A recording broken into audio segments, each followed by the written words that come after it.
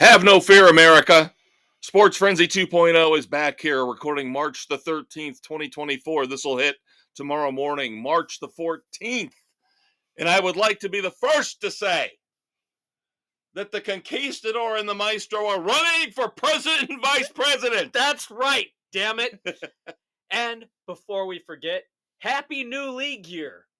That is right. And we're still waiting to see if the Chargers Can somehow get under the cap, because last time I checked, well after 4 o'clock, they had still not gotten even close.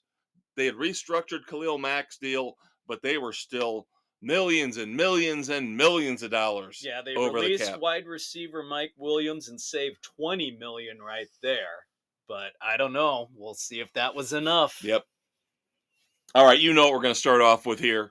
We are going to start off with free agent frenzy, the trades, the cap implications, all that good stuff here. It's going to take us a little while. So, of course, in our new nonstop format, we talked about the Chargers there. That move saves the Chargers $20 million this year, but they get a dead money charge of $12.46. That move just got them compliant. Yeah, see, when I looked at all the deals that they had out there, the big money deals on their books, every one of them, whether it was Bosa, Mack, Williams, Keenan Allen, all of them, if they cut those guys, the dead money was going to be significant. Yeah, so they did some restructuring. They did a cut here. It was enough to get them under. Ay, caramba.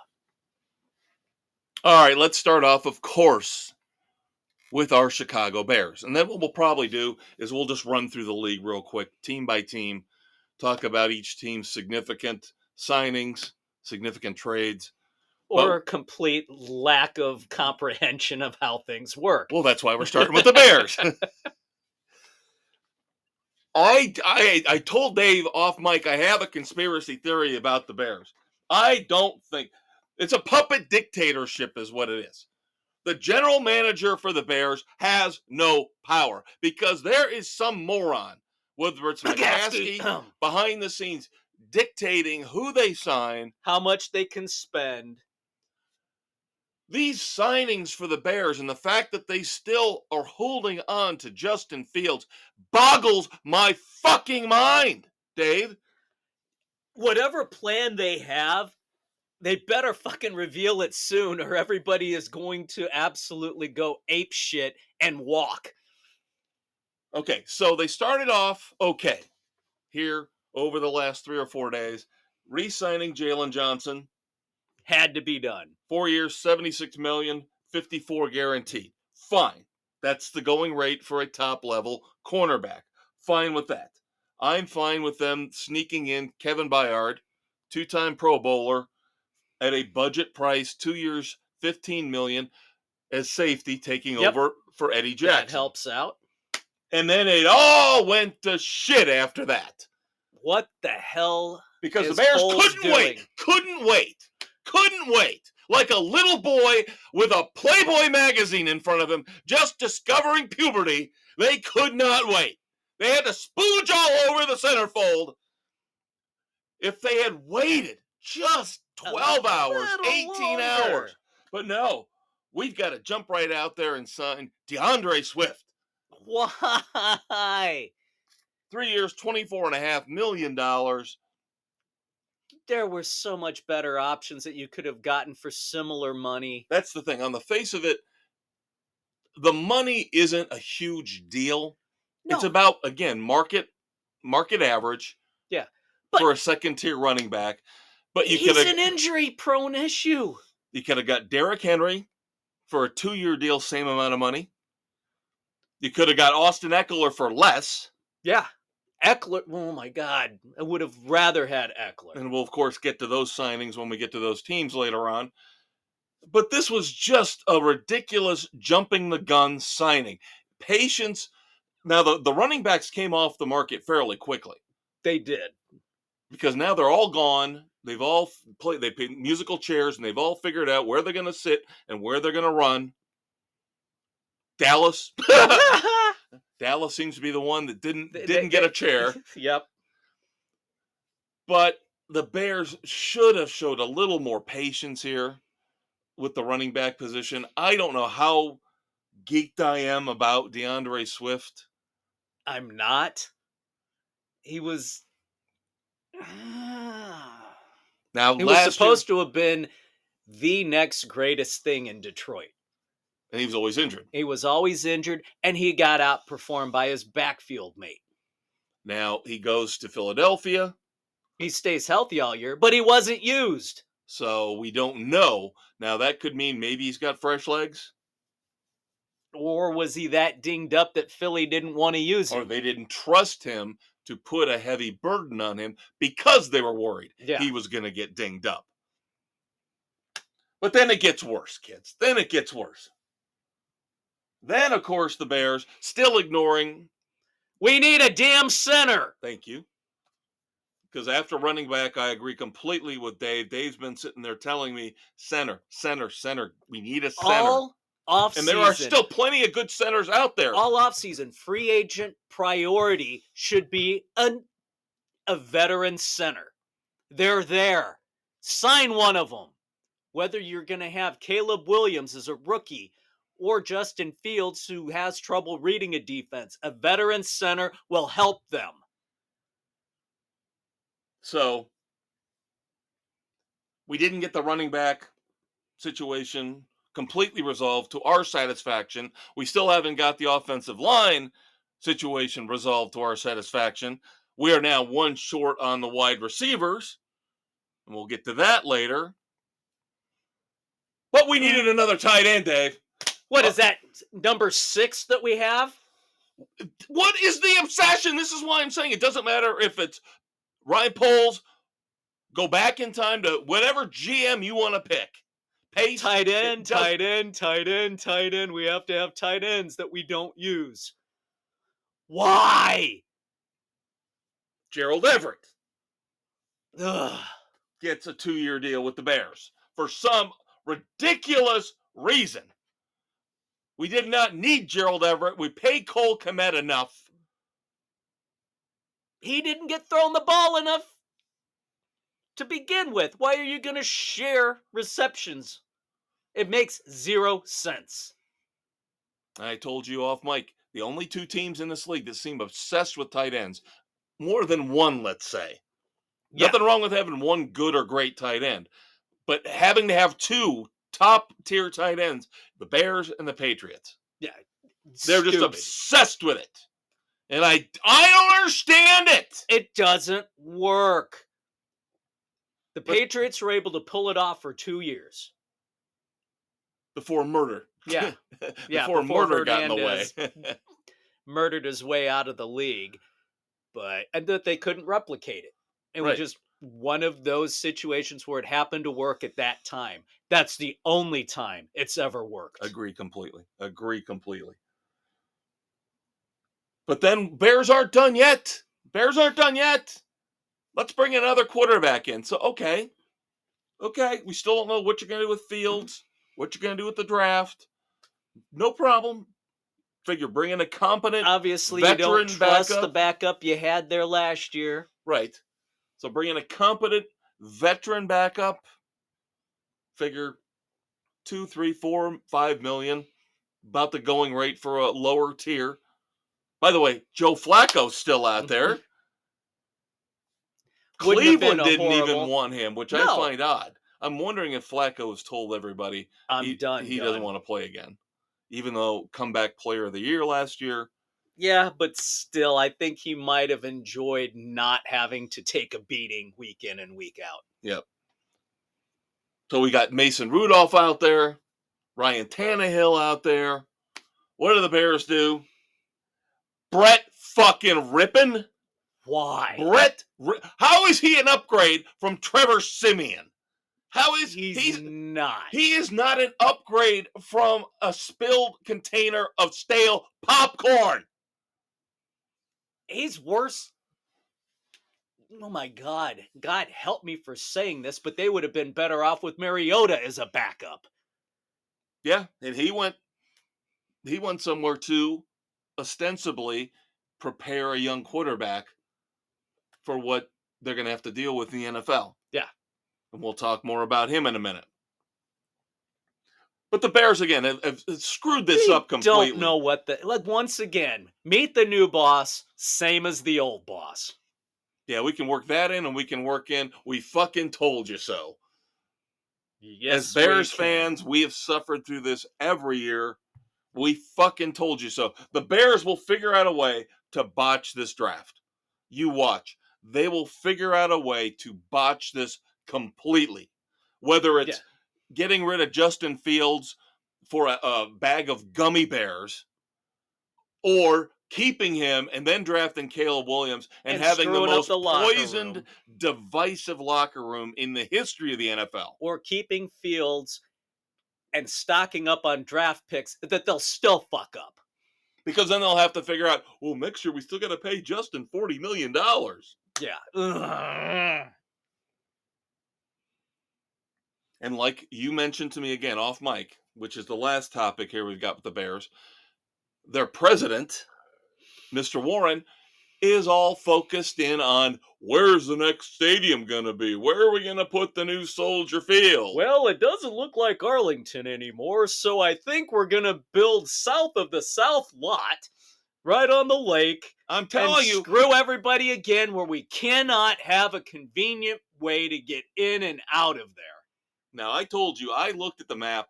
I still think if they build like that, the ass end of the stadium is going to be in the lake. I still don't see, but our buddy Jamie sent us a video clip with more detail. Luke Canellis, of course. Yep. So if they move the stadium south, they have got to deal with the tree huggers. And the tree huggers say... The friends of the parks. Yeah. The tree huggers say, well, if you move south, put your dome stadium south of the current Soldier Field, and then you take down the old Soldier Field and build a park there. You have to build a park. No parking, a park. So you still fuck everybody over. Where are you going to park? Where are you going to park to go see the Bears? Because we're talking about putting the new Soldier Field on top of the parking right now. Yeah, it's absolutely stupid. And yes, you do have underground parking at Soldier Field, which is also used for the museum campus parking. Chicago is fucking ridiculous over there. And again, if it wasn't for Carolina, if it wasn't for that nut job Tepper in Carolina, it would be 100%. The Bears are the worst run organization, period. Thank you. All right, so let's run through real quick. Again, nonstop format, so you don't have to worry about us taking a break. You can always pause us whenever you want and resume as we do our ranting and raving throughout the league. Let's start off with the AFC East. So the Dolphins. Dolphins love tight ends a little bit, but they don't use them. But at least we've got them, but we don't stockpile them. Right. You usually have one that you don't use. But yeah, much to my dismay. So you've got Jonnu Smith coming in on a 2-year, $10 million deal. He will now be the main tight end that they don't use. Now, of course, very interesting defensive signings here in the last day or so. They poach Shaq Barrett, former great linebacker for the Bucs. He'll be moving a couple hours down south in the Sunshine State. Well, I'll take that. And because of the bloodletting in Buffalo, they sign safety Jordan Poyer to a 1-year deal. Yeah, there's a pretty damn good secondary stacking up in Miami. Yep. Now, of course, they lost players. They lost defensive tackle Christian Wilkins to Las Vegas, but big time money. Yeah. It's a 4-year, $110 million deal, 85 guaranteed. Ooh, yeah, Miami could not pay that. And then they lose offensive guard Robert Hunt to the aforementioned Panthers, who turn around and pay him 5 years and $100 million. Yeah, rotate them out, save the money, get younger. But of course, the Dolphins still have to worry about what are you going to do with Tua. because it's coming time to pay the piper on him, just like with Justin Fields and the Bears. Yeah, and I'm still not completely sold on Tua for health reasons. Yep. Now the Bills, we mentioned the bloodletting. They had to cut half the team almost, it seemed like. They had a bad, even probably worse than the Chargers, bad cap situation where they had to let go a lot of guys. Couldn't really do much in terms of restocking. No, they're going to be hurting. Yep.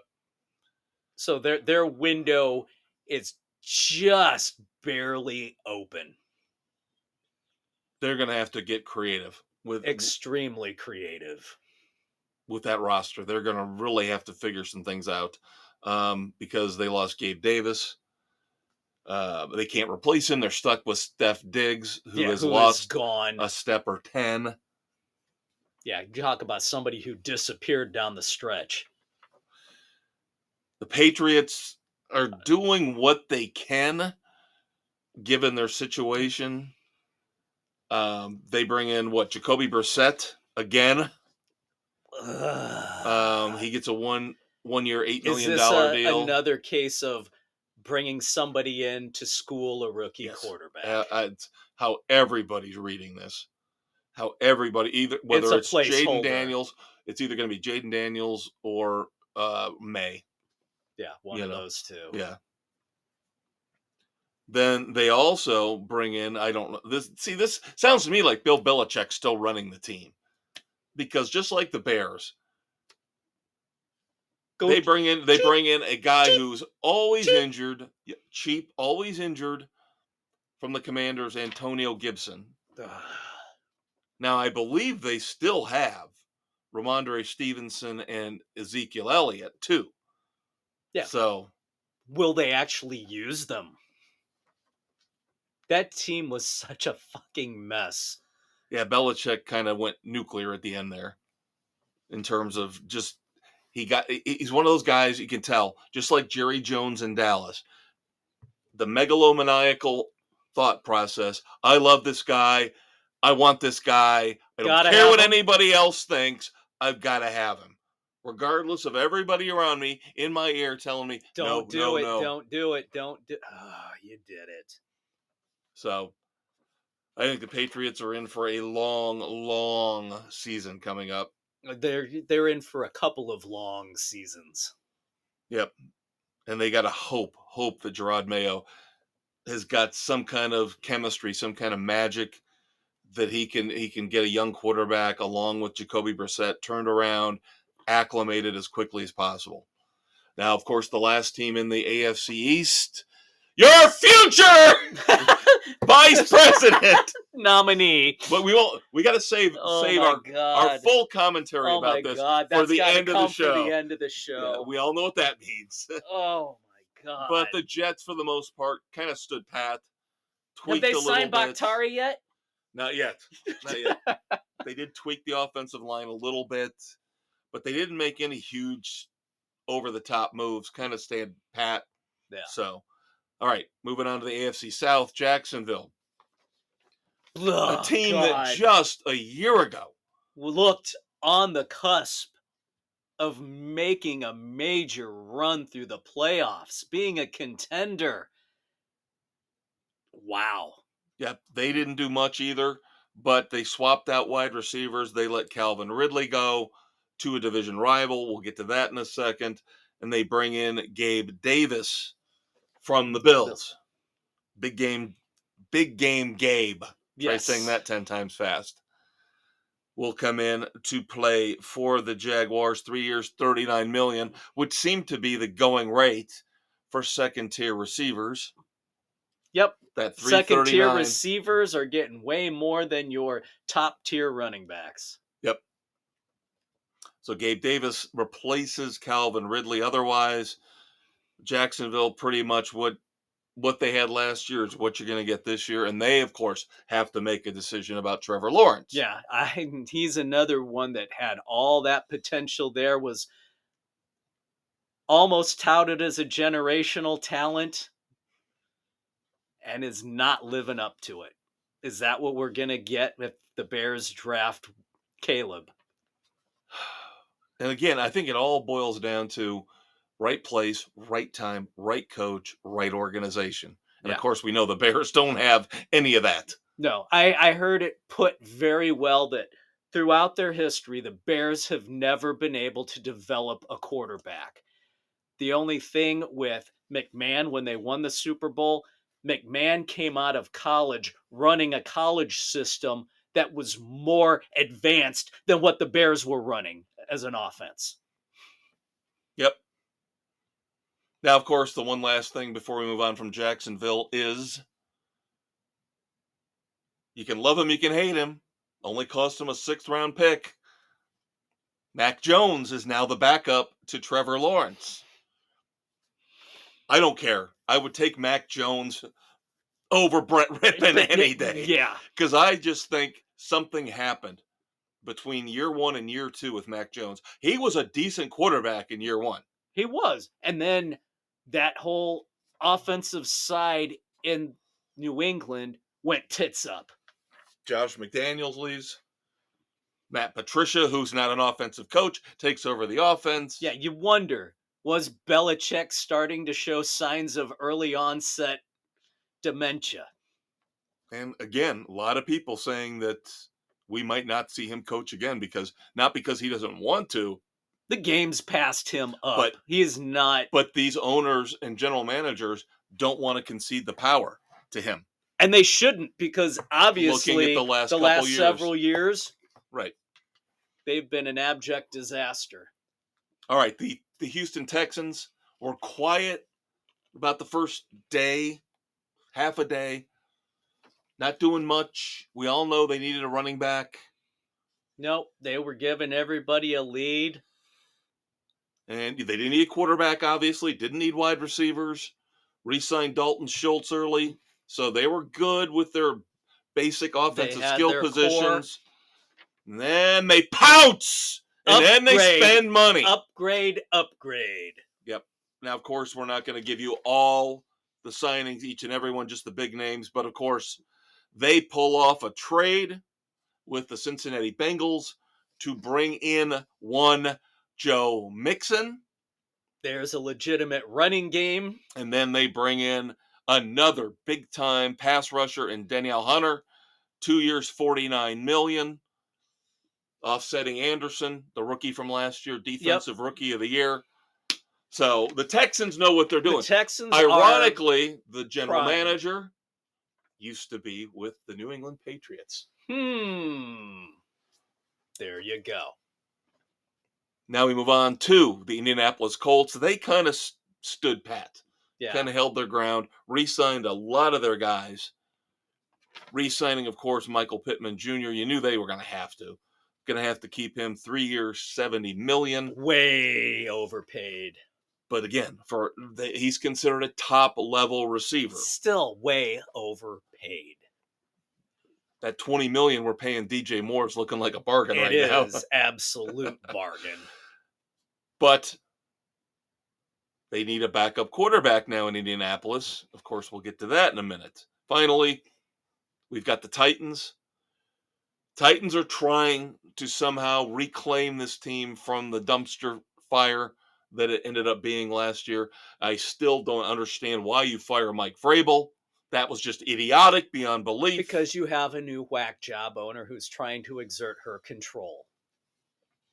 So they decide running back, let's let Derrick Henry go. Let's bring in the underwhelming, overrated Tony Pollard for 3 years, $24 million. About the same money that the Bears shelled out for DeAndre Swift.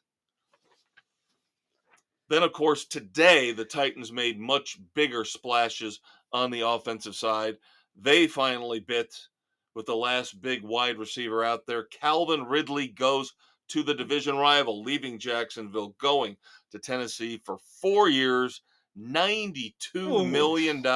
At this point in his career, $50 million guaranteed. Eesh. Well, the thing is, who's throwing him the ball? And that's where the other signing comes in now. Mason Rudolph will come in. I would assume to compete with He's Will got to Levis. be competing for the starting I don't gig. think he's coming in as a backup. I think he and Will Levis will be in an. And even if you're going to throw Malik Willis in there, although I think Malik Willis was a terrible pick. He doesn't know how to throw a football. But Mason Rudolph comes in for just over $3.5 million. Mason Rudolph should be the starter in Tennessee. Should be the goddamn third stringer for the Bears. Yeah, I think he should have been the starter all along in Pittsburgh last year. Yep. Why they fucked around with Mitch Trubisky is beyond me. And of course, Mitch Trubisky, we missed that on the Buffalo. Buffalo signed. Yeah, Buffalo brought him back to back up Josh Allen. Yep. So the Steelers, we mentioned the Steelers. We did not get to talk about, even though it seems like it happened weeks ago, Russell Wilson signs a 1-year veteran minimum deal with the Steelers because, of course, Denver's paying almost all of his contract. Yeah. And this is the ultimate cheap prove-it deal. This is a make or break year. I'm going to tell you something about Pittsburgh that I don't like. Now, they're trying to fix it from what I can tell from their move here late yesterday. You and I have, over the last couple of years, been going back and forth about Pickens and whether he's good or not. But he's got an attitude, not a good one. Seems like he's kind of an asshole. But then on the other side, you had Deontay Johnson, who wasn't much better. Right. So the Steelers decide, okay, we bring in Russell Wilson. Let's take away one of the weapons. Let's trade Deontay Johnson. Of course, who's going to take the head case? The Carolina Panthers. Why wouldn't they? Because let's put a young, fragile quarterback with a nut job receiver. Yes. Other than that, Steelers didn't really make a lot of significant moves. No. The Browns acquire Jerry Jeudy. Of course, another bloodletting in Denver, same as with Buffalo. And again, Jeudy had the potential there coming out as a high draft pick that never materialized. But you look at the coaches out there. Yep. And the crap quarterback. Well, I'm not throwing Peyton under the bus. But he's got a couple years. He's got to rebuild this team. Well, no, I'm just saying Jeudy before this last year, there was nobody there to help him out. That the Nathaniel Hackett signing has got to be one of the worst coaching hires of all time, along with the 49ers and Jim Tomsula. Just terrible, terrible hires. And anytime you had Josh Daniels as a head coach. Yes. But Jerry Jeudy goes to the Browns for a 5th and a 6th round pick. Of course, a lot of this, I think, had to do with number one, Sean Payton, trying to rewrite the story for the Broncos, revamp the roster, and save money. They've got to save money. They have got to save money. So you got the Browns, the Steelers, the Ravens. God damn if the Ravens aren't smart. They waited. We've been saying for years and years and years, they need a running back. Gus Edwards ain't cutting it. No. I'm sorry. Year after year of Gus Edwards. And then you can't depend on J.K. Dobbins. He's injured every year. Yep, they missed a running game. So guess what they do? They go out and say, okay, nobody wants Derrick Henry. We'll take Derrick Henry. Boom. 2 years, $16 million. That is the most perfect signing, I think, of the entire week so far. He will look perfect with the Ravens in that purple and black with the Ravens. He is already. He feels like a Raven. Yep, they're going to be solid with that. Yep. And then finally, we have got the Bengals. We told you they traded Joe Mixon away. They decided they're going to go with Zach Moss at running back. Okay. 2 years, $8 million. I wouldn't have minded that with the Bears. That would have been fine. Little more durability. Yep. So Zach Moss will take over for Joe Mixon. We've still got T. Higgins wanting a trade. Yeah, that's going to be interesting how they're going to pull that off. Well, because they're trying to save money, because not only do they have to pay Joe Burrow now, but they got to pay Jamar Chase coming up here soon. So, seems to be a theme here. These teams are trying to plan ahead for who they have to pay in the next year or two. And of course, that's the problem you have running into the cap issues when you have to overpay for your quarterbacks and wide receivers. Unless, as we move to the AFC West, you can get your quarterback to restructure and restructure and restructure till you're paying his grandkids. And of course, we're talking about the defending Super Bowl champion Kansas City Chiefs, who somehow, unlike the Bills, unlike the Chargers, this never seems to bite them in the ass. Never, ever, how they can continue to keep pushing the envelope back. Of course, Pat Mahomes restructured his deal again, freeing up $21.5 million in cap space, which, of course, in a way, sort of kind of allowed the Chiefs to keep Chris Jones, stalwart defensive player, 5 years, $95 million guaranteed, 158 plus total. But again, I'm not a capologist. I play one on a podcast, but half the time it makes absolutely no sense. No. What constitutes dead cap money? What doesn't? How far out can you push things? It boggles the mind. Yep. Turning a roster bonus into a signing bonus or some, bullshit like that. Yeah. All the little ins and outs, the loopholes. Yep.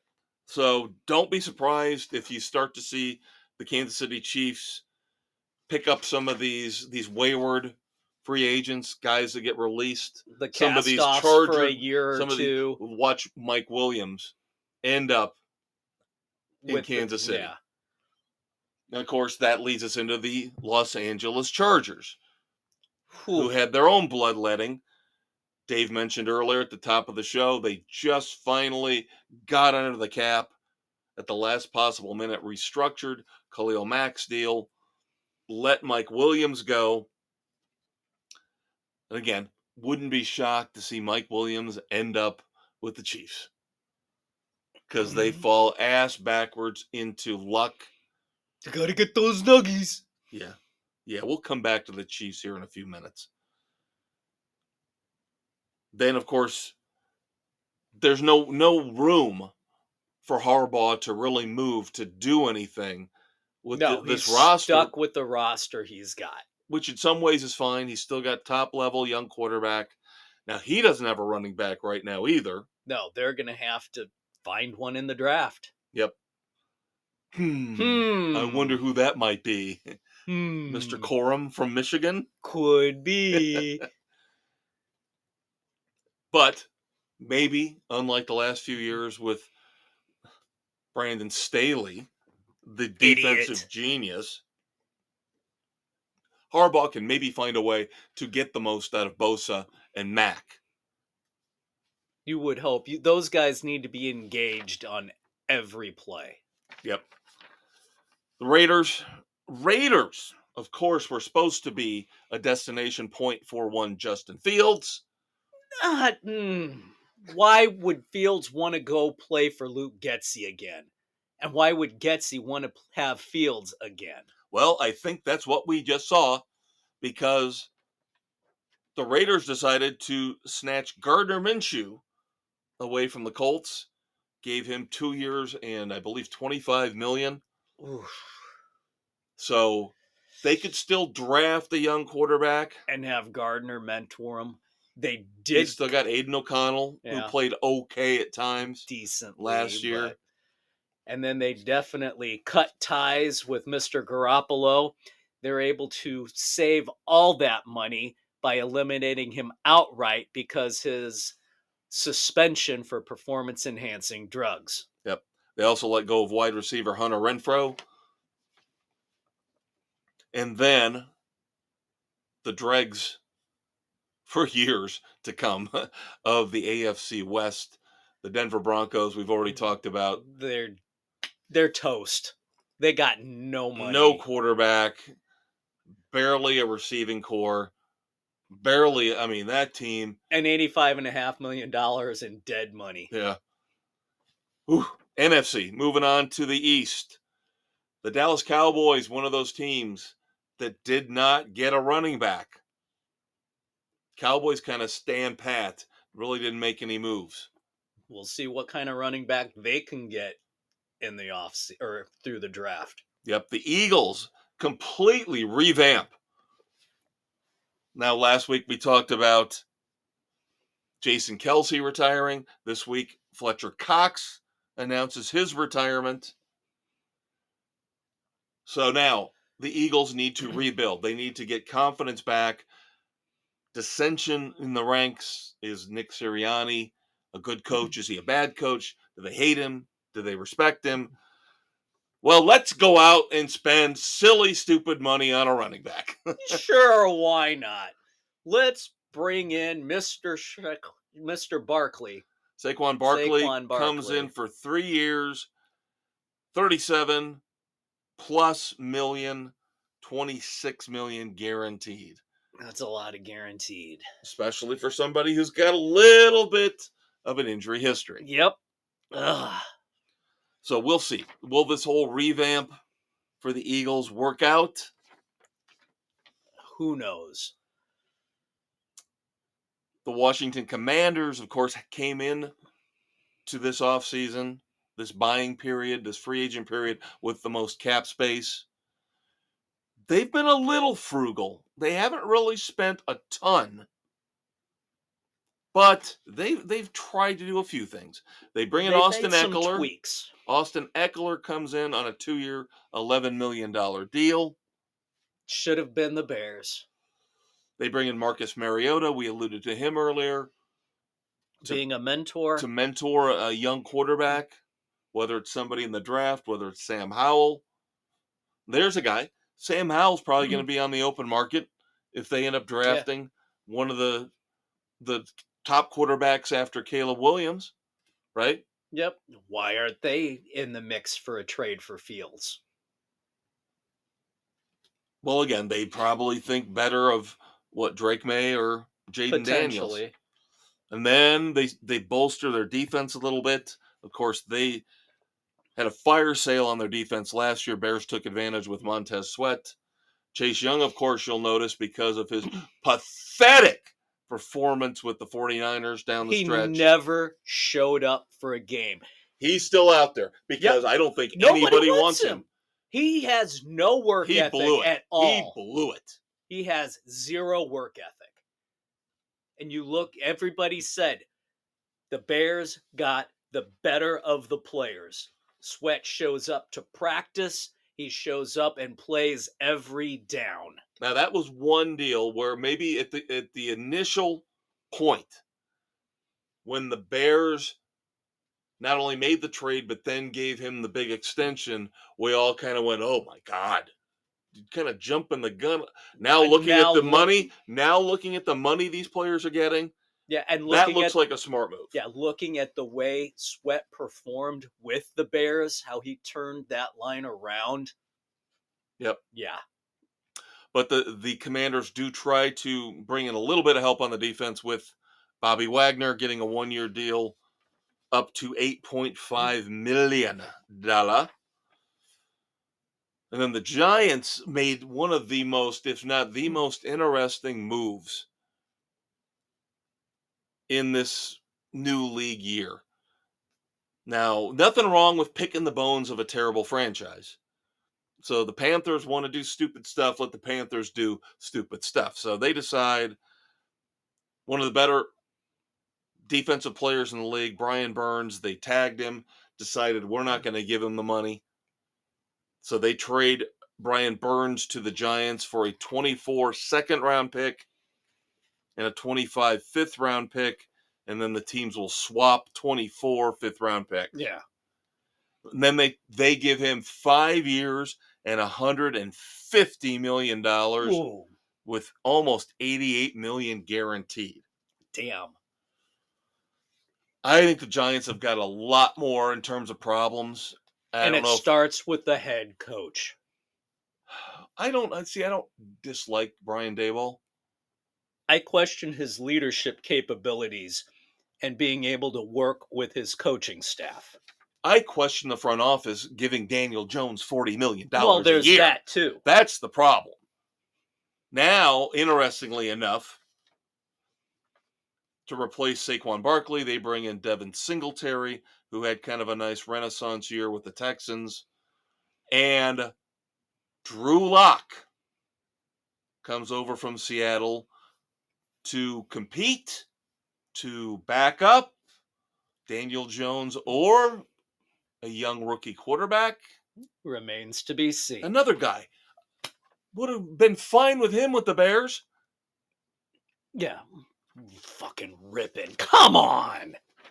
Typical stupid Bears.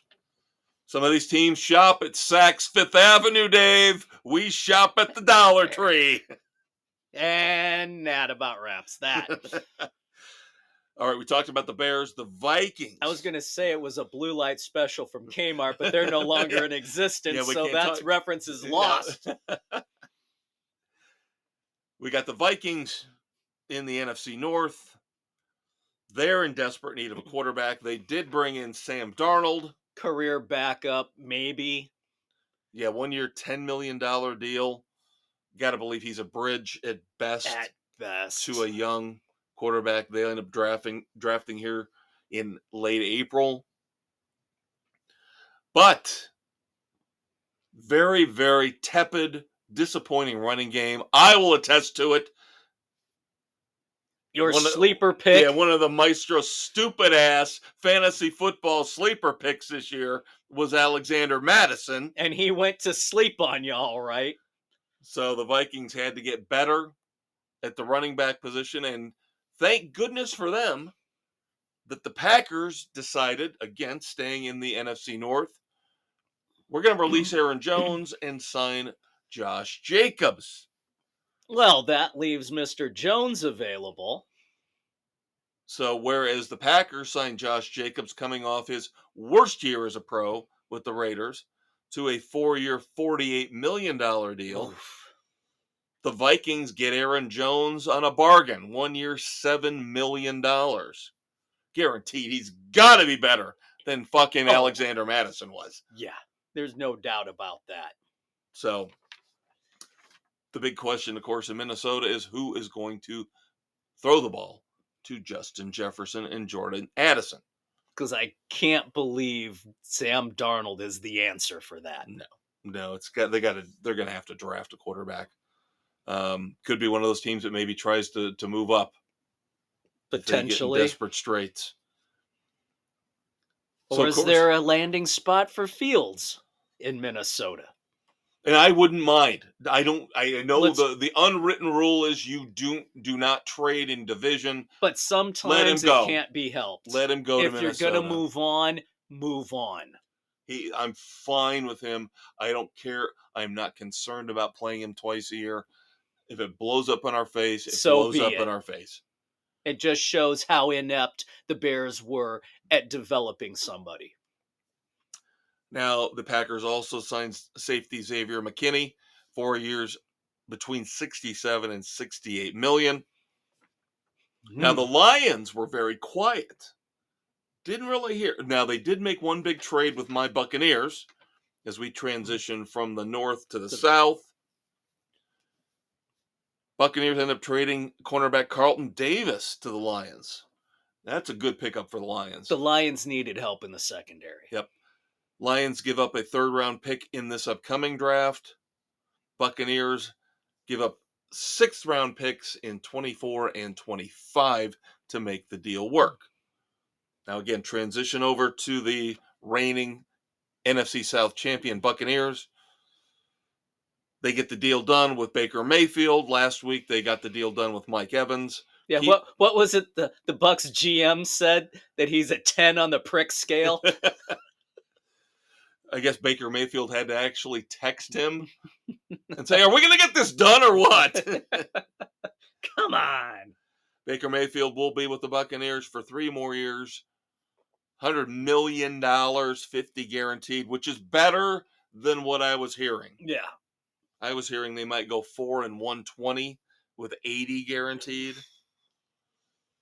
You can That's get more out of this reasonable. contract if things go south in 2 years. Yeah.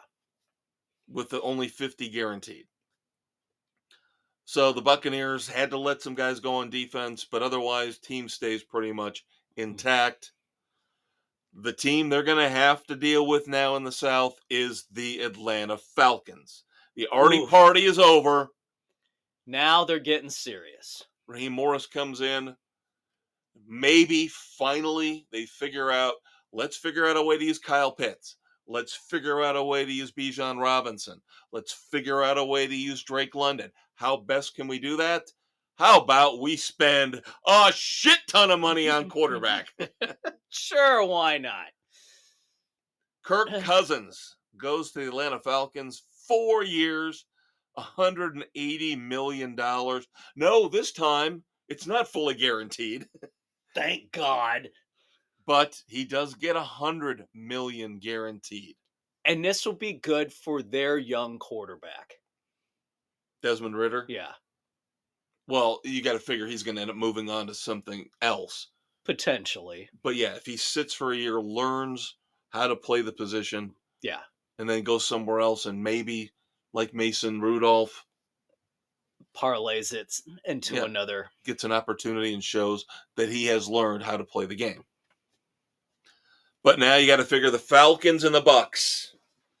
Head to head. Are the class of the South. The Saints really didn't do anything. Saints really can't do anything. Yeah, they're kind of cap strapped. I would really, God, I always root for Derek Carr, but I think he's stuck with one of the worst head coaches in the league with Dennis Allen. And then, of course, they at least know they won't be last because that'll be the Panthers. God love the Panthers. Somebody's got to. Like we mentioned, they got Deontay Johnson in a trade from the Steelers. Oh. They made little moves, little tweaks, changes. There's nothing there to help Bryce Young. That is a bad organization. Yes, even worse than the Bears. Finally, moving out to the NFC West.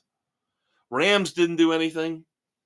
They're okay. They got 2 great young players in the draft last year. With Puka Nacua and Kyron Williams. They got the running back now. They've got their 2 receivers. They're set. They are fine. It's all about keeping Matthew Stafford upright. Yeah. Yeah. They need a solid back. Yeah, and really, if you look at the West, the entire NFC West, not much at all happened with those teams. 49ers didn't really do much. They couldn't. Seattle didn't do much.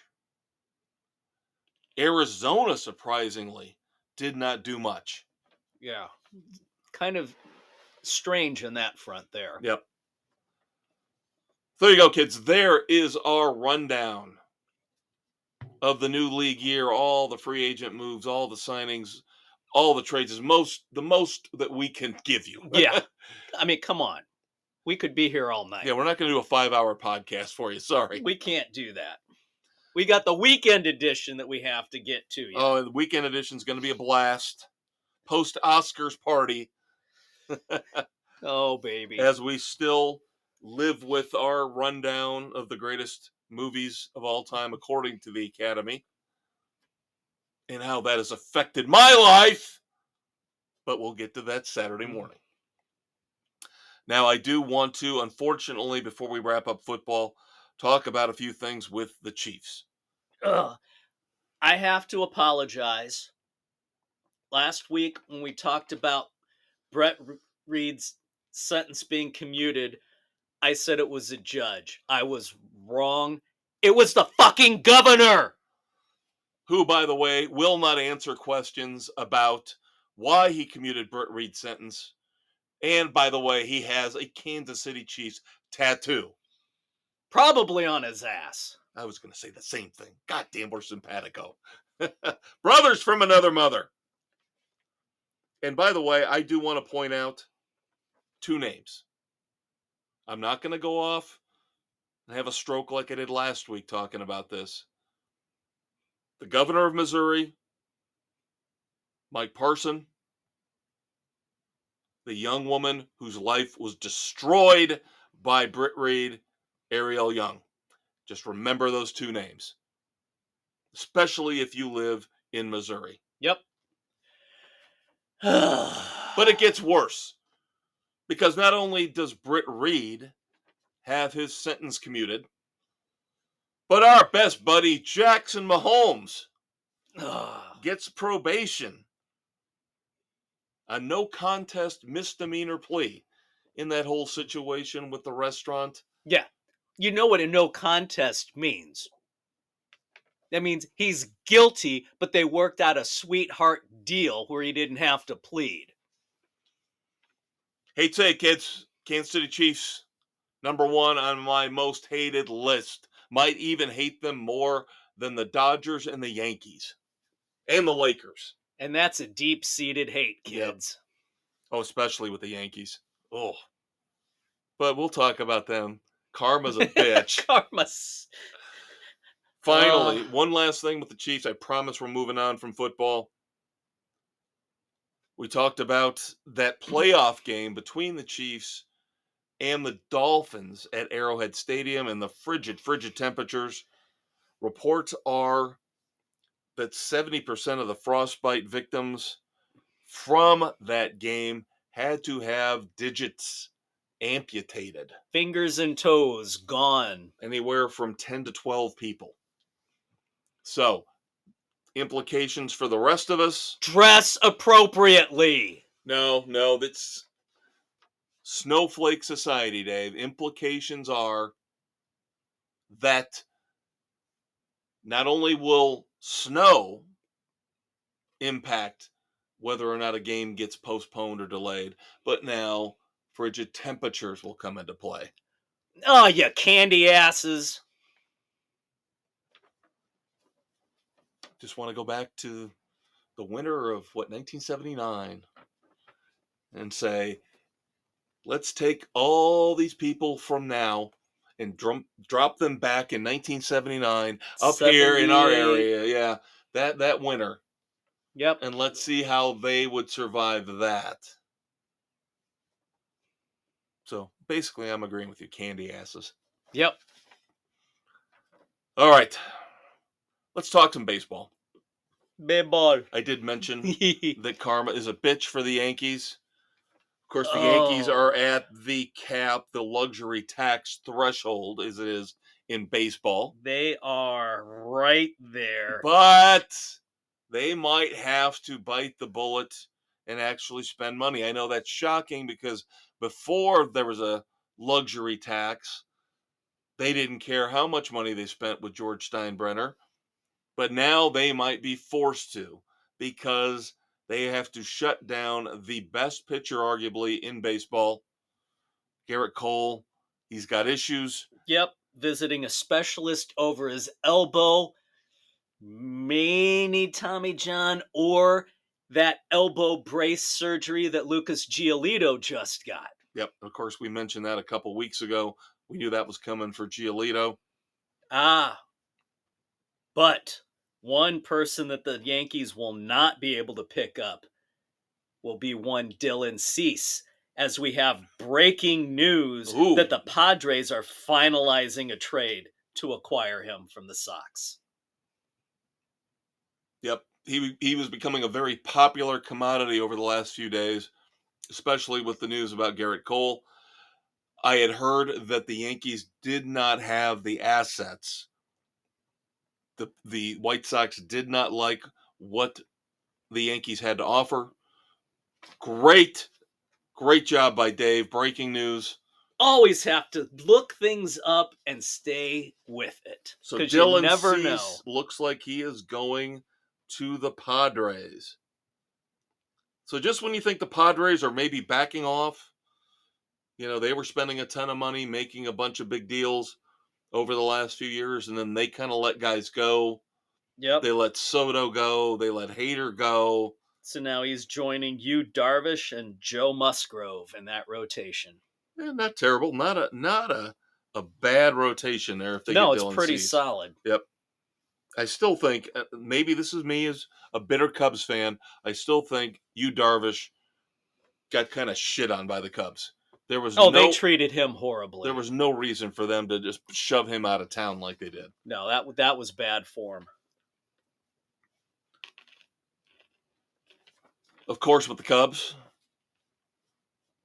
nothing can be perfect. Nothing can be great. Maybe they will have to look at a Jordan Montgomery or a Blake Snell, who, by the way, are both They're sitting still out there. Because again, do a similar deal like the Cubs did for Bellinger, where you're only on the hook for 1 year. Yep, and you have the opt-outs. Because Jameson Taillon has got back issues, so projected as the number 4 pitcher for the Cubs this year.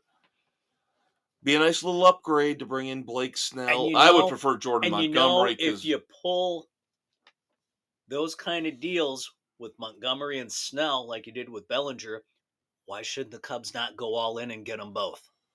You can go over the luxury threshold for a year. Yeah. It doesn't really become extremely punitive unless you're over it for 2 or 3 years, I believe, in a row. Yeah, and you're on it for 1 year, and then, boom, player options, they're gone, and you gave it your best shot. Oh, yeah, I looked at the Cubs number for next year. They will be well under the cap next year. Because Hendricks drops off, Drew Smiley drops off. Yeah, they're going to be fine. Bellinger technically could drop off. And you could that keep right one there of is them. almost $60 million. Yeah, right so you there. could get one of them longer term. Right.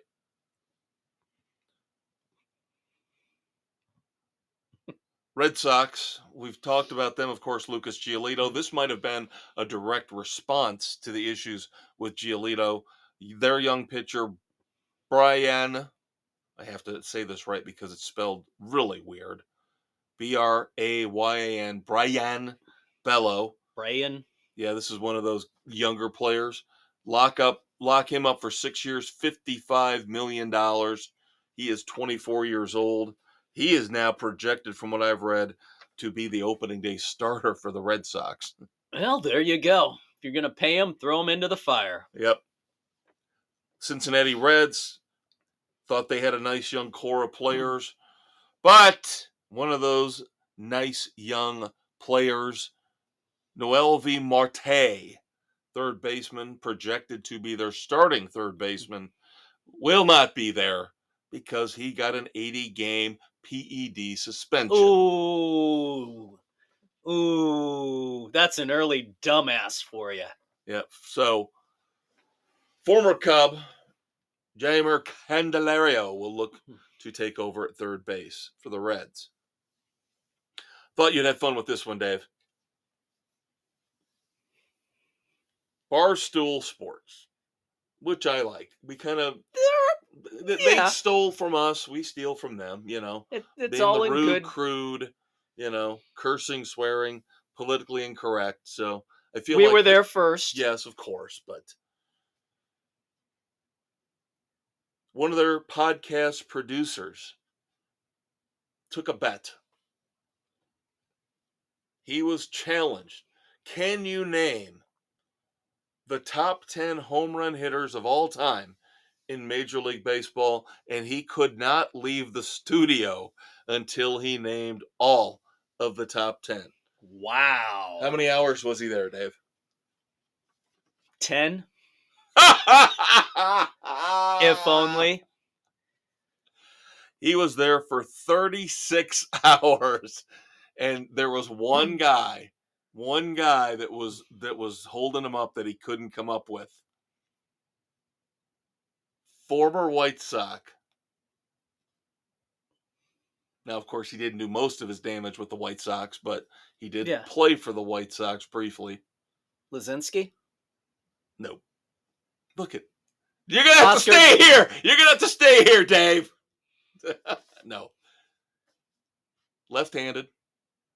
Played for your division rival is where he did his most damage. Oh, Mr. Tomei? Yep. This guy could not get Jim Tomei. I probably couldn't have either. I would never have thought he was top 10 all time in home runs. Wow. Yep. So he sat in the studio for 36 hours before he finally got to Jim Tomei. Yep. All right, and then finally, wrapping up baseball, I want to give a shout out. Don't usually talk much about my daughter. Sometimes on the weekend edition, when she gives me awful, terrible movie and TV recommendations. And we have to question her sanity and taste in music and movies and whatnot. But she lives down in Savannah, Georgia. So I think it's about time we give some props, some kudos, some credit to the Harlem Globetrotters of minor league baseball. That would be the Savannah Bananas. You talk about some banana rules that they have.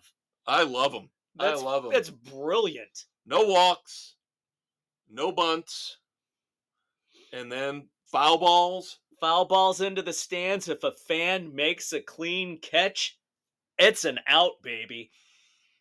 And they are on their 2024 Banana Ball. That's what they call all these rules.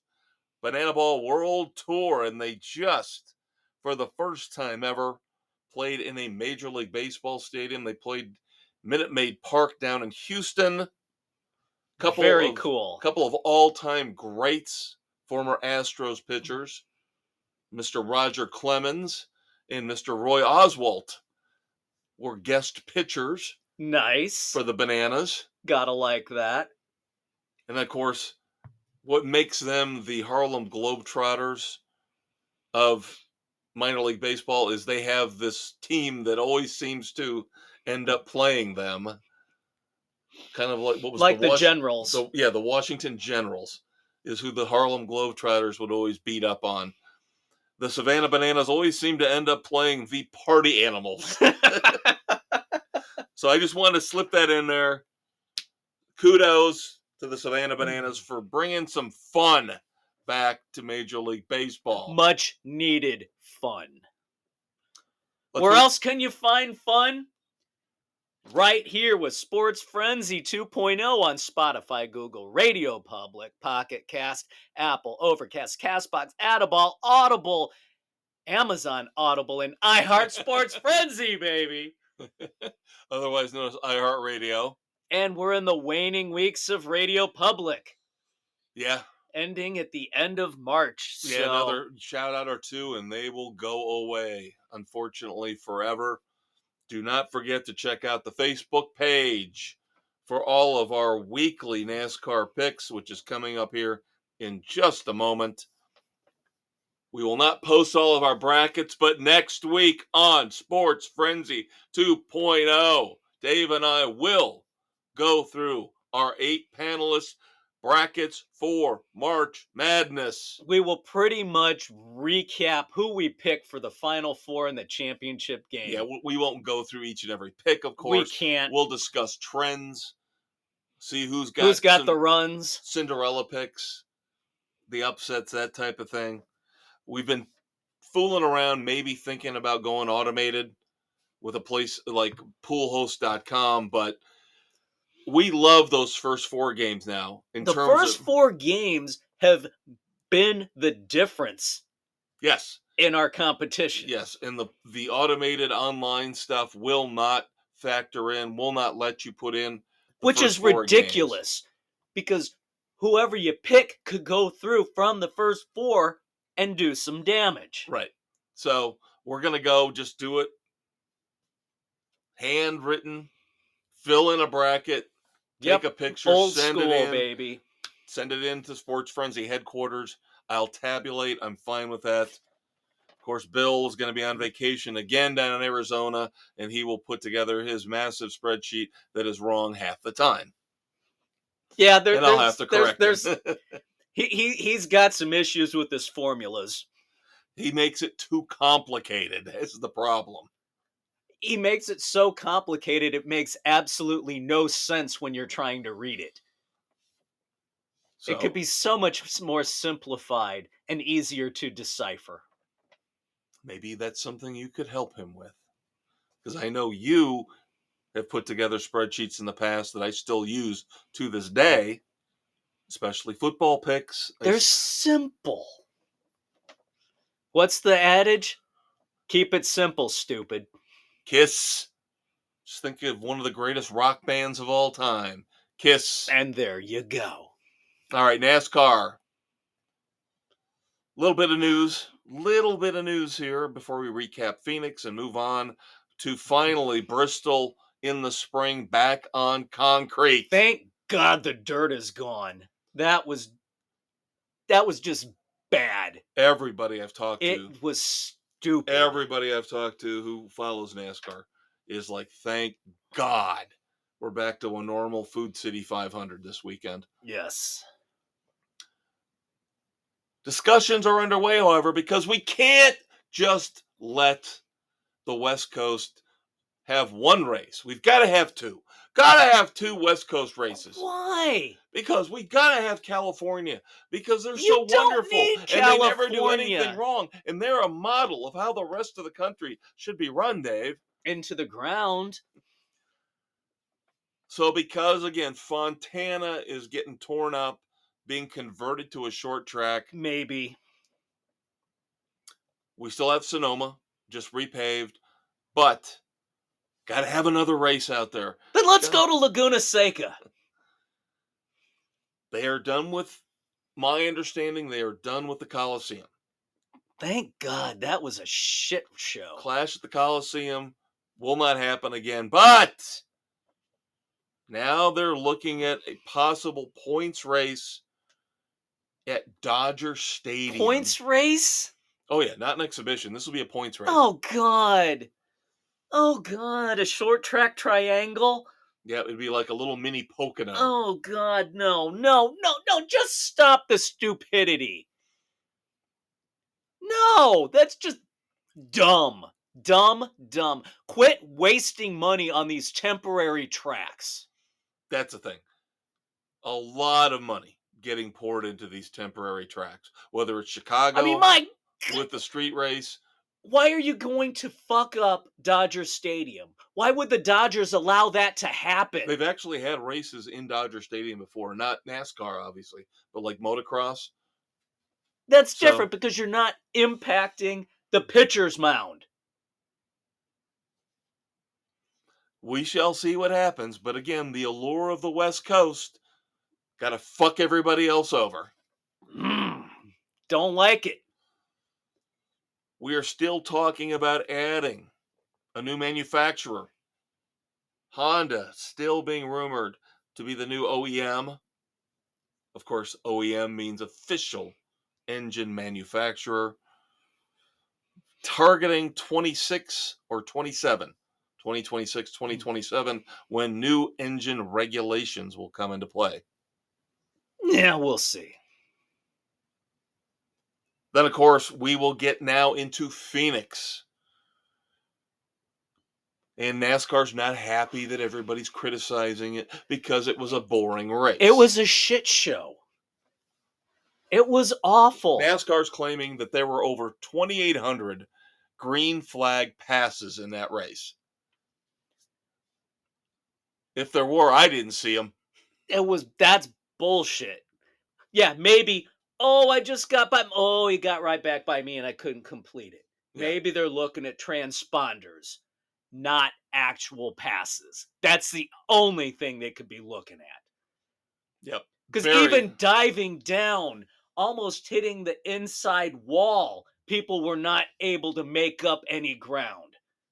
Yep. That aero package sucked ass.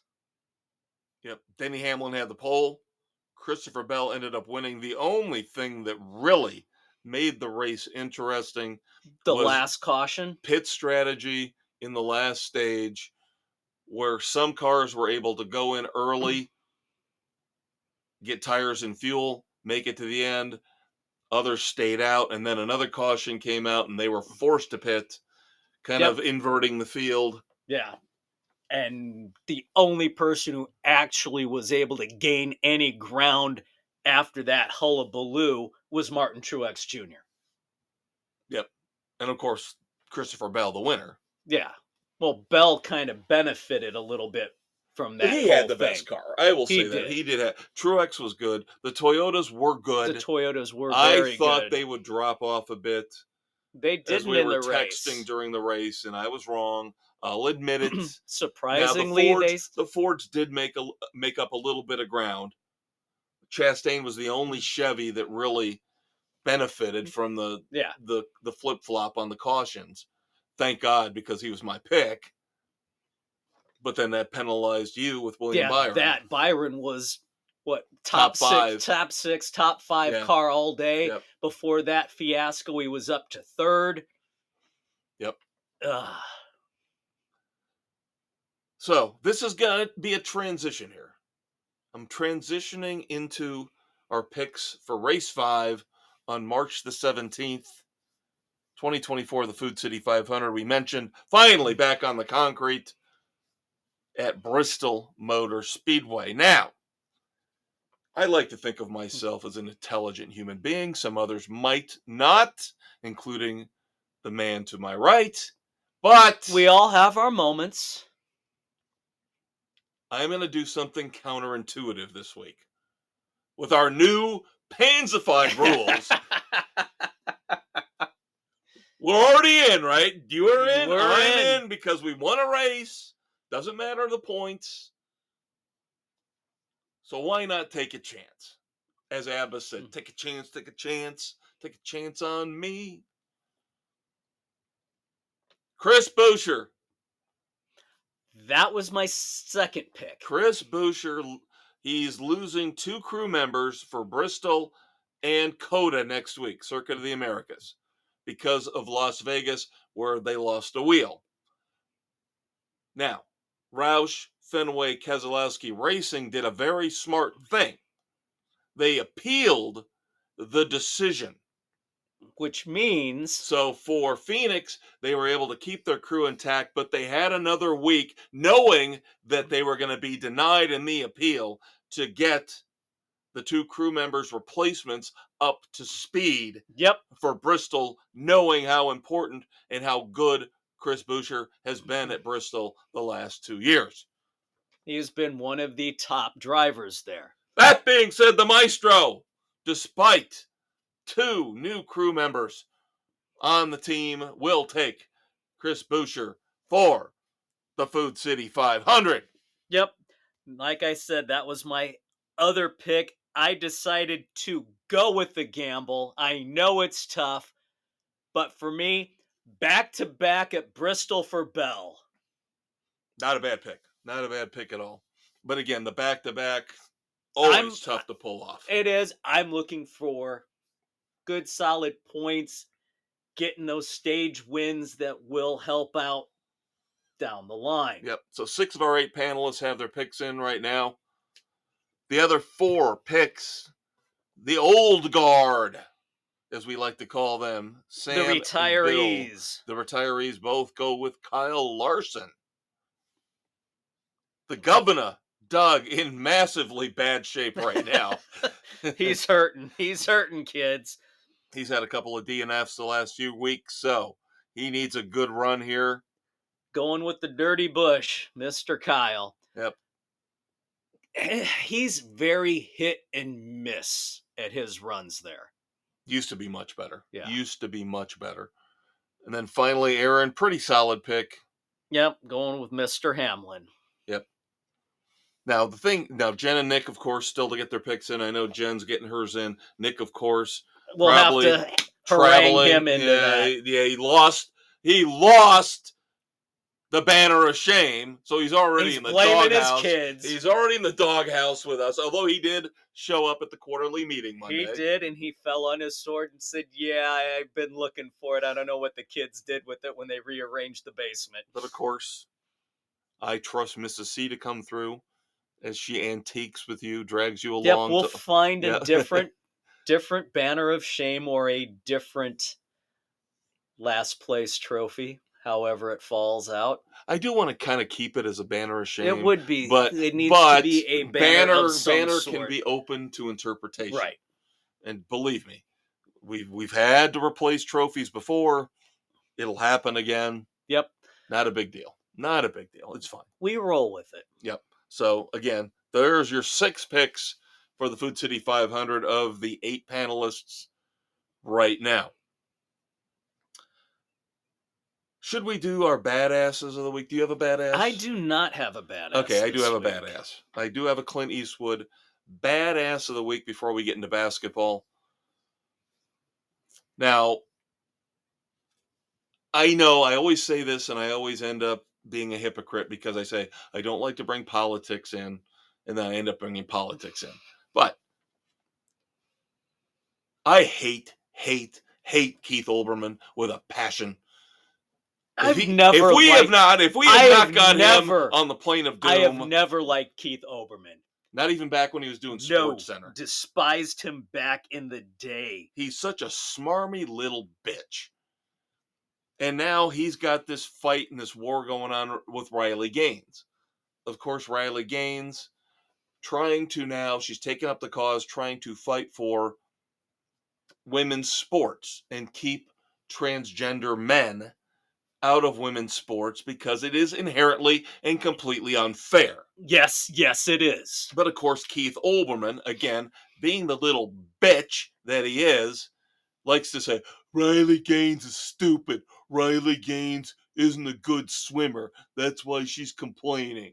No, she is a very good swimmer. She just can't compete against a man.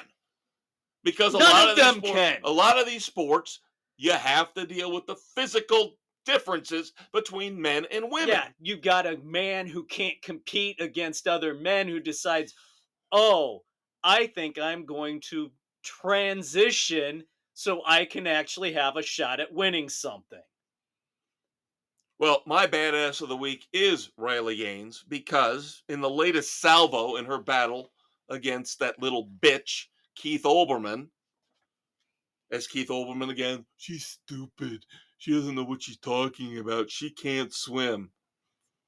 Very simple, succinct bitch slap to Mr. Olbermann. Riley Gaines said, well, you know what, Keith? You still live in your mom's basement, so why don't you just leave me alone, okay? There you go. So, Riley Gaines, not the most monumental badass of the week, but anybody who can insult that ass wipe, Keith Olbermann, is okay in my book. Yes.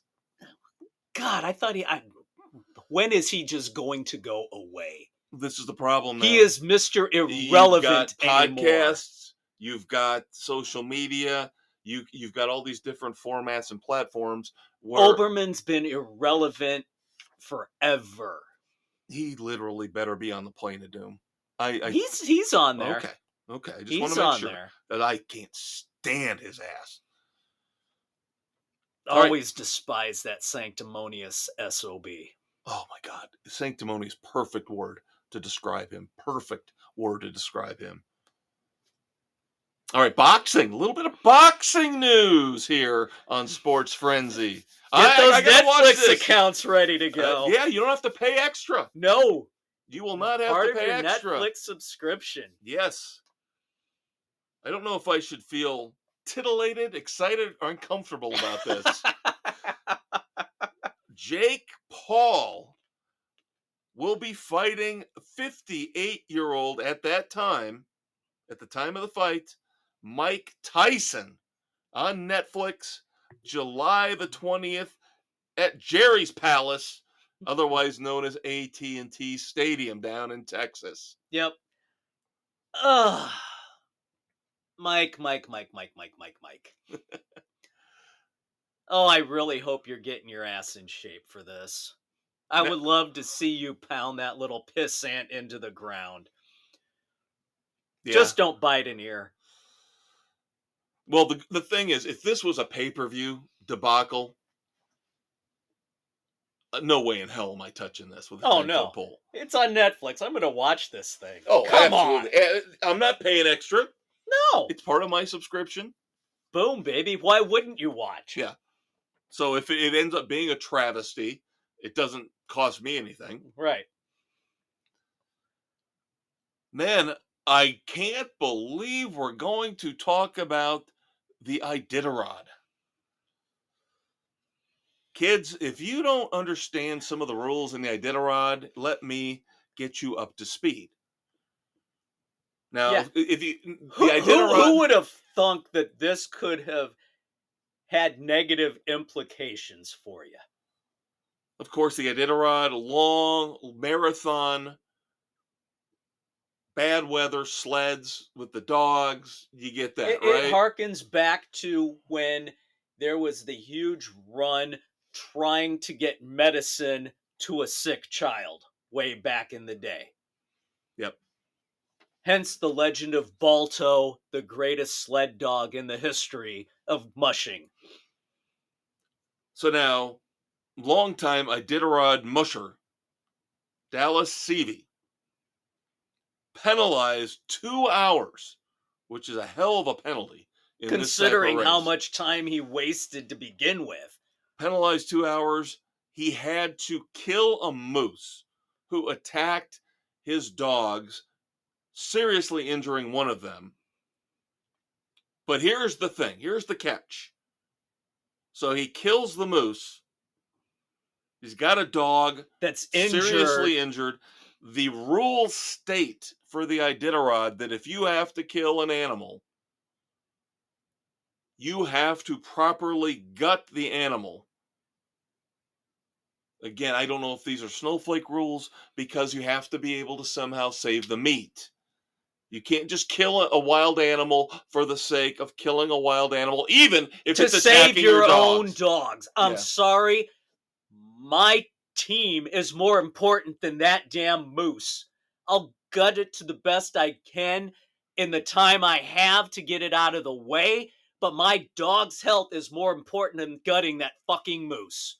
And unfortunately, because he did not properly gut this moose, he gets a 2-hour penalty. Very, very interesting. Because he's very already odd. been penalized for having to deal with that situation and losing one of his dogs in the process, taking it off the team. He's already behind.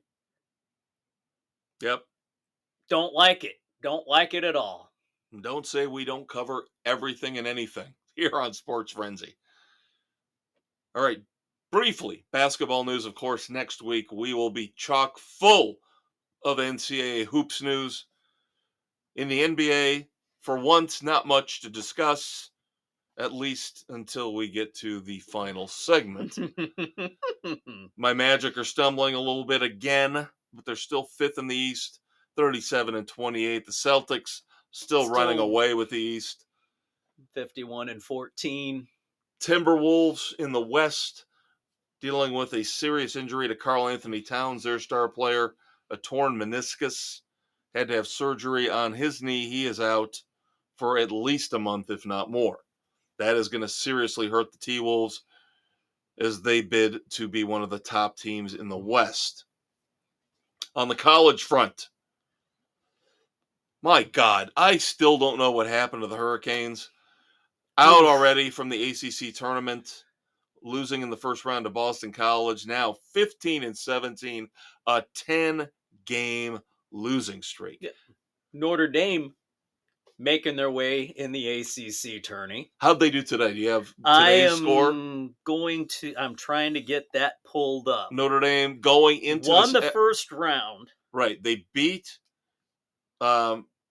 Georgia Tech in the first round to go to 13-19 to move on to the second round. Believe they were playing Wake Forest today. Yes. That game should be done. It should be. I'm waiting. It's okay. I'm waiting. As Dave is going to update us on Notre Dame, we'll move on to... Notre Dame falls to Wake Forest 72-59. So the Cinderella run is done. Notre Dame ends up 13-20. It's too bad they weren't playing Miami. They would have won that easily. The way the fucking Hurricanes are playing. But good news on Notre Dame's women's team. Yeah, despite all their injuries. Despite what? Having 6 players in the ACC tourney, they come through and win the tournament outright. Yep, and of course, that leads us to... you got to root for Notre Dame because of the fact they're not LSU and they're not South Carolina. Or UConn. Yes. South Carolina and LSU get into a brawl here this past week. Just despicable coaches. a lot of Two despicable of the players. most despicable coaches in college basketball, be it men's or women's. Yep. These two are just loathsome individuals. Yep. So there was a fight. The brother of one of the players feels like he's got to be a big man, jump out of the stands to try to protect his sister. Oh, that sounds so wonderful and noble. Except it's other women. Is he going to jump in and fight a woman to That's protect what he his tried sister? to do because he's a freaking retarded moron. Now, was it Nick, our panelist, when we got together Monday night, mentioned that part of the reason this guy has been arrested is because he stepped on the shoulder of somebody on the scorer's table to get over the scorer's table into the court area. Yeah.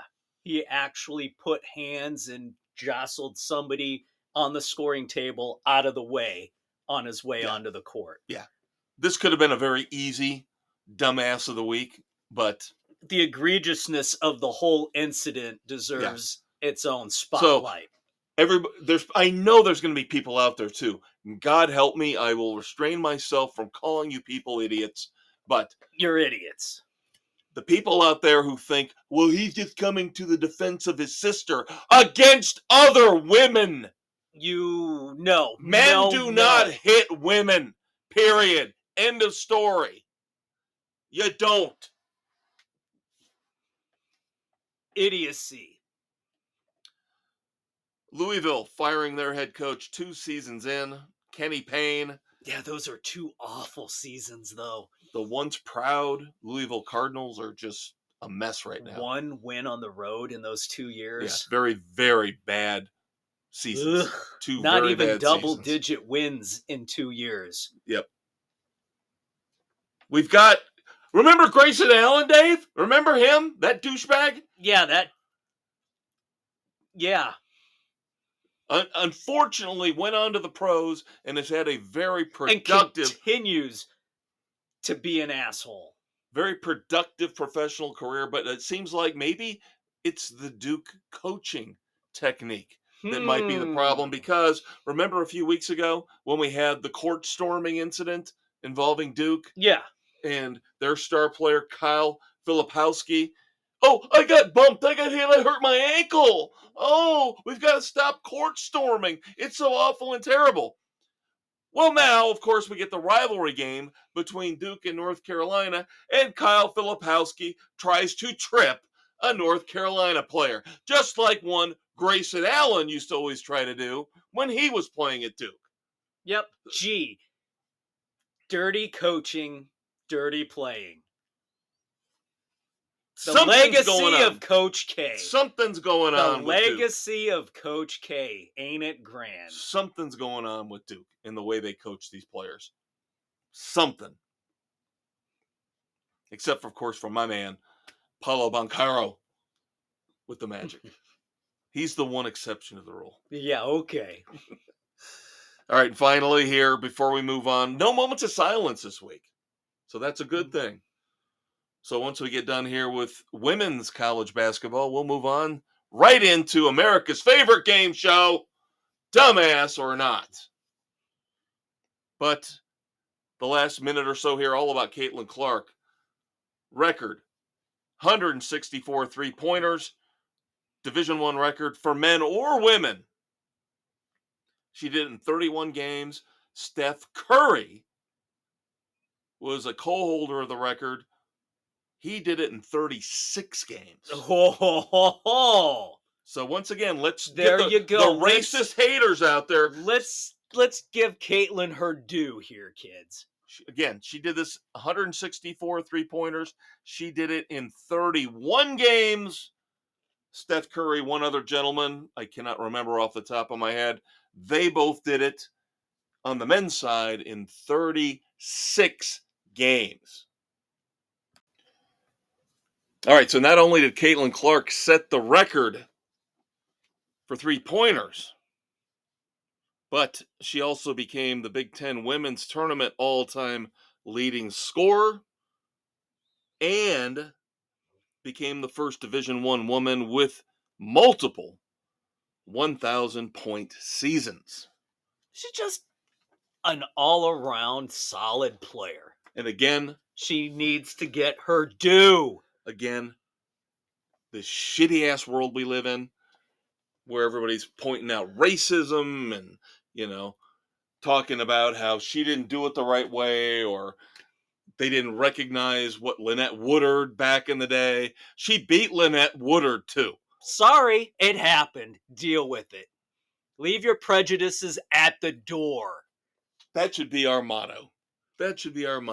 Leave your fucking racism at the door. Now, that being said, we've alluded to maybe one or two of these. So, unfortunately, a little bit of a spoiler. But we'll still go through 6 contestants this week. Woo, doggy. America's favorite game show, of course, is Red Foreman's Dumbass or Not. And our contestant, as always, is your favorite uncle, my brother from another mother, the Conquistador Dave Height. Brought to you by our trusted host, your Uncle Kev, the Maestro. Yep. First up, of course, has got to be this stupid-ass press release that came out yesterday about Robert Kennedy Jr. and his independent run for the presidency. Because, of course, now it's confirmed. We're going to have to go through Trump versus Biden again. Oh, God. And if that wasn't bad enough... Thanks, media, for pushing these two fucking asshats down everybody's throat and not giving any other candidate a legitimate shot because you wouldn't talk them up. Way to go. Love the fourth wall. But now, of course, Robert Kennedy Jr., as an independent candidate, is talking about his potential running mates. Oh, God. Now, we know, first and foremost, as an independent candidate, you don't stand a chance in hell. I don't like it. I would like to have 5, 6, 7 options. But, of course, the Electoral College... stuck in their ways. Yep. But Kennedy's choices for his potential running mate are intriguing, to say the least. And, of course, the one that stands out is one Aaron Rodgers. God help us. Oh, Lord. Some people are saying, well, he can't be vice president because he's going to be playing football. The question is, how much does the fucking vice president actually do? Seriously. I saw somebody say this sounds like the plot to a bad Adam Sandler movie. Vice president playing quarterback for the Jets. This has all the hallmarks of being a true dumbass. This is just all around. How can this not be a dumbass of the week? Whether it's just Robert Kennedy Jr. putting this name out there just to garner attention and publicity. He's a dumbass to begin with. Rodgers has been a perennial dumbass. Yep. Now, I will say this. Jesse the Body Ventura. There's a vice presidential candidate for you. He has a political background. He does. He's paranoid like us. He doesn't trust anybody, so I don't discount Jesse. You're only paranoid if they're not out to get you. I don't discount Jesse. I love Jesse. All right. Another one who's been a dumbass every now and then over the past handful of years. And I know people are going to say, how can you pick on this guy? He's injured. He's just hurt. He's got physical problems.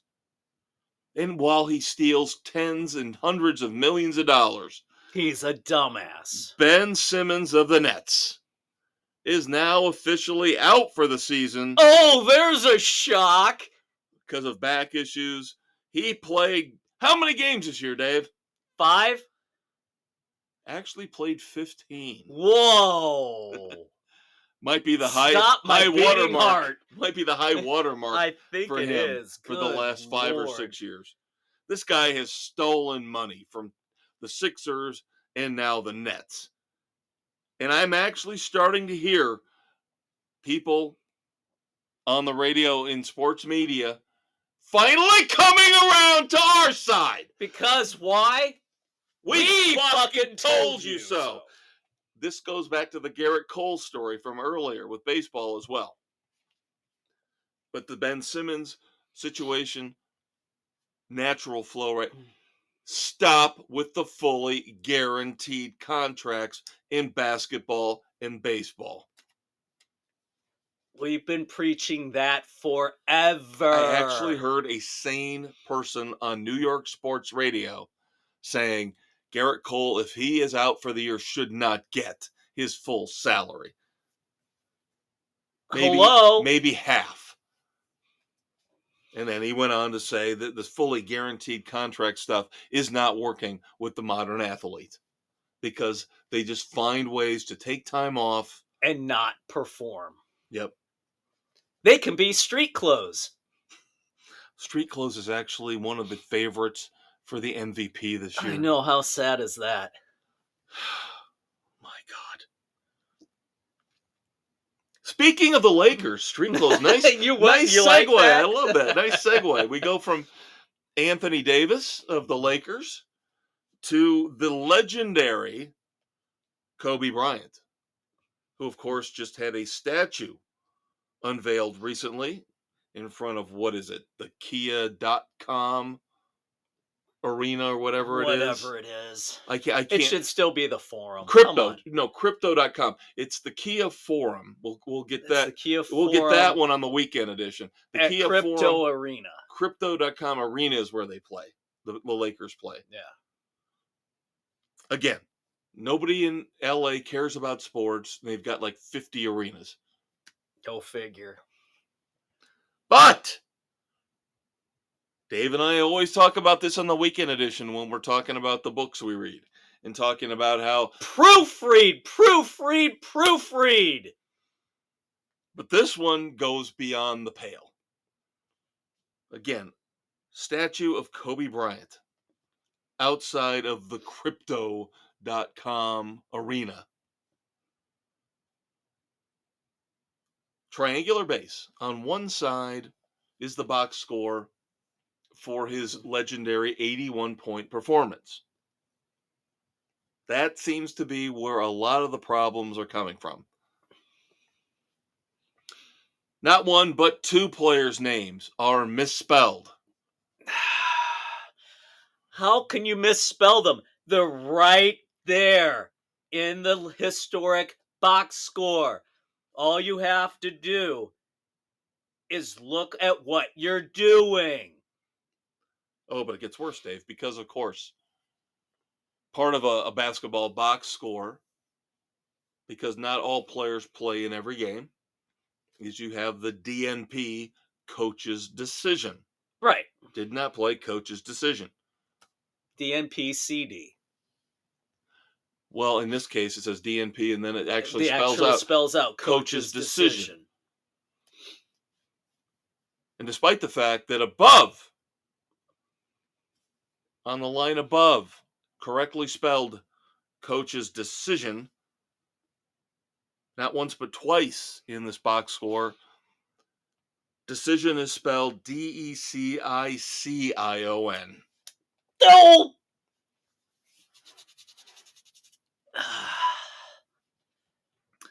And this is why our society is collapsing, is because idiots and morons and the reliance on spell check should have even caught that. AI, they probably let some fucking AI program do this shit. Yeah.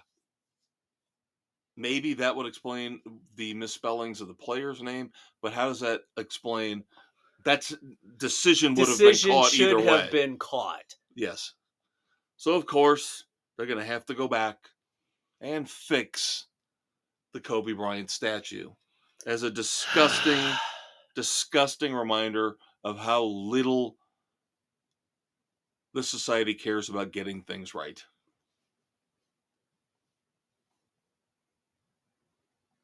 Now, I don't know if you've heard about Aroldis Chapman.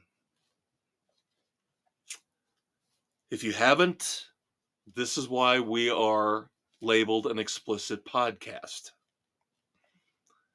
News broke here today, and I believe finally, after hours and hours and hours out on social media, the video clip was pulled.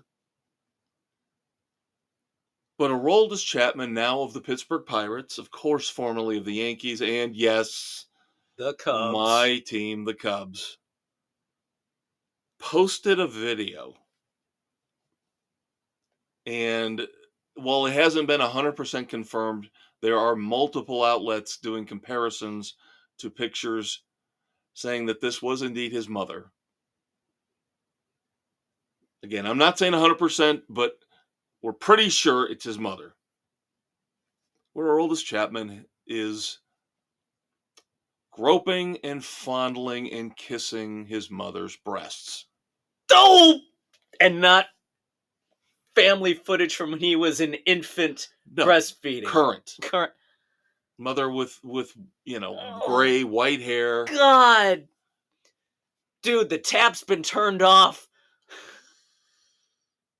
Very, very disturbing. Ugh. I did not watch the video, but I did see still shots of it. And it's just the fact that people are telling me that he goes on to do this, and this woman is most likely his mother, is just disgusting and disturbing beyond all belief. And why the fuck would you post this? Maybe it's not his mom, but a look-alike, and it's his sugar mama? Sugar grandmama? Well, that's the thing. Even if it's not his mother, this woman is much, much older than him. Yes. So you kids want to venture out there into the deep, dark cesspool that is the internet and find the video, because I'm sure somebody else, even though the Chapman account shut it down. Oh, somebody's already recorded it, right. And it's out there. Yeah. But, oh my God. So disgusting. So disgusting. Now, let's go back to what we were just talking about here a few minutes ago with Caitlin Clark. And unfortunately, it won't go away. The hatred for Caitlin Clark will not go away. So what we're going to do here in Dumbass or Not is call out USA Today columnist Lindsay Schnell, as she writes about women's basketball for USA Today and says the fact that Caitlin Clark is now the quote-unquote poster child for women's basketball is wrong. Why? Because women's basketball is 70% African American. So the NCAA, quote, must, unquote, push a black player to be the next focal point for college basketball. This is what's wrong with society today. Why the fuck can you not celebrate the best athletic performance regardless of who it is? Non-transgender bullshit aside. I'm sorry. A transgender male participating as a female, discounted. Legitimate. She has performed better than anybody else, regardless. Give her damn due. It doesn't matter. And I think the thing that's ultimately disgusting about this, and she's not the only one, this Lindsay Schnell is not the only one who brings this up. But again, she says 70% of women's basketball. And you could probably project that to men's too. It probably is. But guess what? The best players still rise to the top regardless of their race. But let me just point this out. Actually, despite the color of their skin, because we're all fucking Americans the last I checked. And humans. But let me just point this out. This reinforces what you're saying. So this idiot, Lindsay Schnell, has to point out that 70% of the women playing collegiate basketball are African Americans. And therefore, we have to have an African American woman as the figurehead. If you were to do that with hockey, if you were to tell the mass media and the people out there that 90% of the NHL is white, therefore we should always have to have a white person as the figurehead for hockey, you would be labeled a Nazi and a racist by hundreds of thousands of people within 10 minutes. But it doesn't seem to work that way when it's the other way around. Yeah. Stop the fucking prejudice. And that's what it is. And we will call you out. Racism comes in all shapes, forms, and colors. And people that say that African Americans can't be racist, you're full of shit. And you're wrong. You're just wrong, and you're basically evil. So finally, let's have some fun with our last dumbass. Okay? Sure, why not? Lighten the tone a little bit. So Dave, the people out there know that I listen to a lot of New York sports radio. I just don't like Chicago sports radio, even though my teams, for the most part, play in Chicago. I just find the New York sports radio more entertaining. They're more fun. They get it. They know how to make you laugh, make you think, even though I really don't care about the Giants and the Jets and the Yankees. There you go. One of the people on WFAN, the flagship station, bless you. Thank you. Is one Evan Roberts, who does the afternoon shift with former New York Giants running back great Tiki Barber. Now, Tiki Barber has been having issues, of course, with Saquon Barkley. Tiki Barber's a little punk ass anyway. But Evan Roberts is a NARP. Evan Roberts is one of us. Didn't really play non-athletic regular beyond, person. Right. Didn't really play sports beyond high school. Now he's been lucky enough to get a gig on a radio show in the biggest market in America.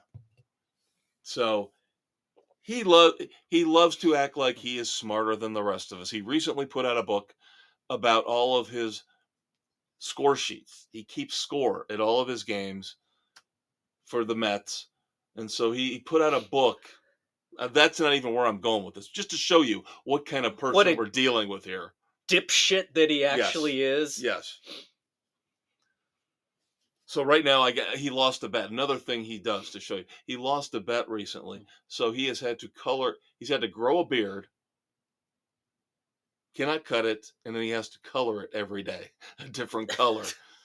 I believe until the Knicks lose in the playoffs, something like that. But anyway, he went too far this week, and he didn't even mean to. Just a simple misstatement, but talking about, again, nothing to do with New York sports, talking about Gardner Minshew signing with the Las Vegas Raiders. And he wanted to discuss the fact that he doesn't think Minshew is technically the answer, and they're probably going to draft a young quarterback in the upcoming draft. Evan Roberts said, and I quote, "Well, it looks like Gardner Minshew will have to beat off a rookie quarterback in order to keep the job." And that is a direct quote. Oh, God. And I think Tiki had to come in and say, "You mean beat him off with a stick?" Yeah, what'd I say? Gee, that is a complete dumbass statement. But foreshadowing to the weekend edition, where we'll be reviewing Ricky Stanicki. I thought that'd be a nice little way to wrap things up. Put a bow on it. Oh, there's your transitional phrase. Yep. So the weekend edition, yes, Ricky Stenicki. We will travel back again talking about the Oscars. We're going to be dealing with Oscar stuff here for the next few weeks. The Revenant. We're going to travel back 9 years. Yep. We finally got around to it. Yes, The Revenant, of course, ridiculously beat out at the Oscars by Spotlight. Because again, yeah, got to have a movie about how great the media is win the Oscar. Yeah, the media sucks. But then, of course, we will also be reviewing the brand new album from the great, the monumental, the glorious, the historic Judas Priest. Invincible Shield. The yes. deluxe edition, 14 songs. We'll have a new song from Billy Idol. We'll talk about our usual TV shows. I don't know, Dave, do you read 20 books this week? How many did you read? I did not get a book complete this week. Oh my God! I've been taking my time getting through Burke. I'm savoring this one. The short story collection. Harbor Lights. Harbor Lights.